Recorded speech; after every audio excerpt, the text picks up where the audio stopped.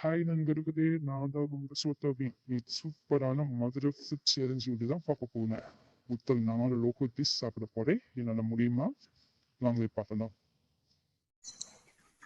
இப்போ நம்ம பரோட்டா சாப்பிட போறோம்.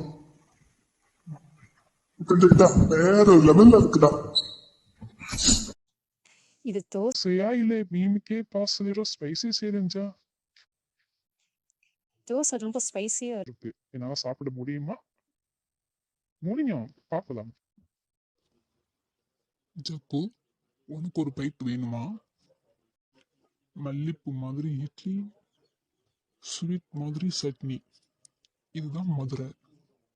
சூடா சாப்பிட்டதுக்கு அப்புறம் ஜில்லுன்னு ஒரு ஜீவ் தாண்டா.